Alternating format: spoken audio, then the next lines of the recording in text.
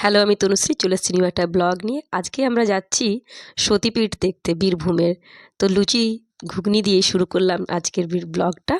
তো আমরা বেরিয়ে পড়েছি, মাঝখানেও দাঁড়ালাম, একটু লাঞ্চ করব। ঠাকুরবাড়ি রান্নাঘরে আমরা একটু লাঞ্চ করে নেব।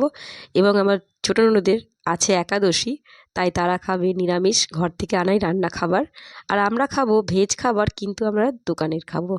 এবং আমরা সবাই ভেজ খাচ্ছি, আর আমার বরটি কিন্তু নন ভেজ খাচ্ছে। আর এখানে একটা রেলওয়ে স্টেশন পেলাম, যেখান থেকে রেলগাড়ি ছুটে চলেছে গাছের ফাঁক দিয়ে। আমরা দেখছি আর বেশ ভালো লাগছে, এবং গাছের ফুলগুলো কি ভালোই না লাগছে। চলে এসেছি আমরা কঙ্কালীর তলাতে। এখানে এই সতীপীঠে আমরা দেবো একটু পুজো এবং ঘুরবো পুরো মন্দিরের চত্বরে, দেখাবো আপনাদেরও। চলুন আগে মায়ের দর্শন করে নিই। সেখানে মায়ের দর্শন করে নেওয়ার পরেই চলে এলাম এক মন্দিরের চত্বরে ঘুরতে। এবং ঘুরতে ঘুরতে পুজোর প্রসাদ নিয়ে চললাম ভৈরবের দেখা করতে। ভৈরবের দেখা না করলে তো পুজো শেষই হয় না, তাই ভৈরবের কাছে এসে মাথা ঠুকে প্রণাম করে নিলাম। এবং সেখান থেকে বেরিয়েই মন্দির থেকে বেরোনোর পথেই পেলাম একটা আখের রস খাওয়ার গাড়ি। তো সেখানে আখের রস খেয়ে এইখান থেকে বেরিয়ে পড়বো আমরা, যাব অন্য সতীপীঠে। তো সেই সতীপীঠের নাম হচ্ছে ফুল্লরা মাতা। মাতা এই নামেই এখানে বিখ্যাত, এবং এই সতীপীঠগুলো খুব বেশি বিখ্যাত না হলেও বেশ বিখ্যাত। এবং সেখানে একটা জলাশয় দেখে মনটা স্থির হয়ে বসে গেল, এবং সেখান থেকে মন্দিরটা দেখতে অদ্ভুত লাগলো, যেন মনে হচ্ছে কেউ কাচের মধ্যে ছবি এঁকেছে গাছগুলির। এত সুন্দর দৃশ্য যে সেখানে হাঁটাচলা না করলে বেশ ভালোই লাগবে না আমার। এবং সেখান থেকে ঘুরতে ঘুরতে একটু জল ছুঁড়ে দিলাম সকলের গায়ে। এবং সেখান থেকে মন্দিরের কাছে এসে মায়ের দর্শনও করে নেবো একটুখানি।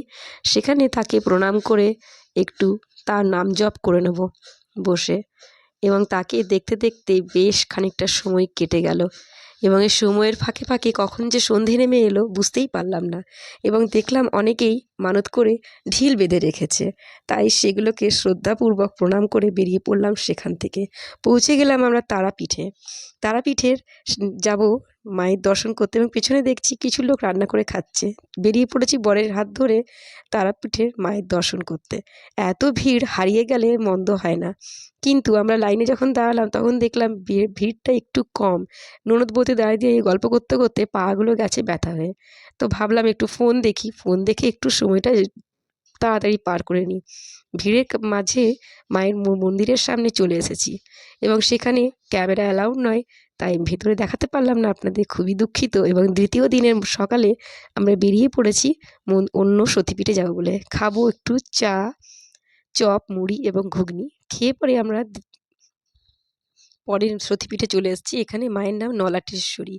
এই মন্দিরটাও খুব সুন্দর, এবং মায়ের দর্শন এখানে গোপালও করছে। গোপালও বাড়ির সদস্য কিনা, সেও আমাদের সাথে এসেছে। এবং সেই মন্দিরটা খুবই সুন্দর, আর সকালের এই সুন্দর শান্ত পরিবেশ যেন খুব মন কেড়ে নিচ্ছে আমার। আর বলছে এখানেই থাকো কিছুক্ষণ। কিন্তু এখানে দুপুরের ভোগও খাওয়ানো হয় প্রত্যেক দিন, আমাদের সেটা খাওয়ার সময় নেই, তাই আমরা এখান থেকে বেরিয়ে পড়লাম অন্য জায়গায় যাব বলে। এবার সেখান থেকে বেরিয়ে এলাম নন্দিকেশ্বরী মাতার কাছে। এই মন্দিরটাও ভীষণ পুরনো। এটাও একটা সতীপীঠ, এবং এখানে প্রত্যেকের নাম সাল দিয়ে সব কিছু নথিভুক্ত করা আছে।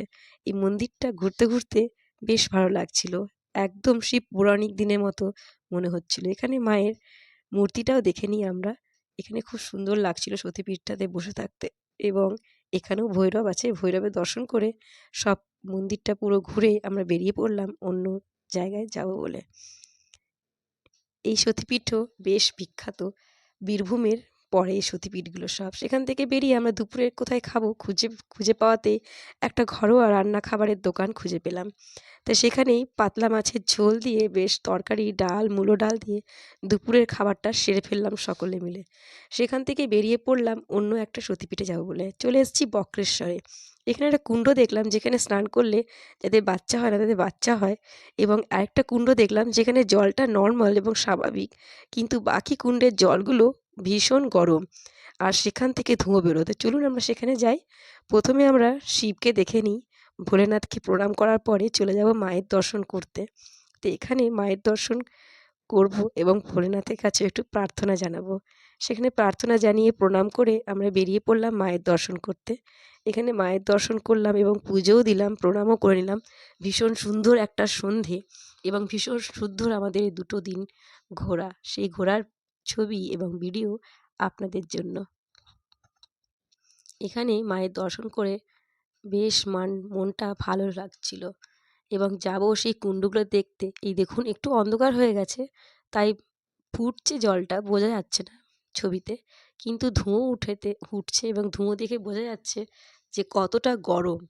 এবং প্রকৃতির এই আশ্চর্য খেলা দেখে মন অভিভূত, এবং এই ধোঁয়া দেখতে দেখতে বেশ ভালো লাগলো এবং ভাবলাম পৃথিবী আমাদের কত কিছুই না দেয়, কিন্তু আমরা সেগুলোকে ঠিকমতো দেখতেও পারি না এই দুটি চোখ দিয়ে। এবং মনে অভিভূত হয়ে সেখান থেকে আমরা বেরিয়ে পড়লাম, বাড়ির দিকে রওনা দিলাম। তাহলে দেখা হবে নেক্সট ভিডিওতে, ততক্ষণের জন্য টাটা।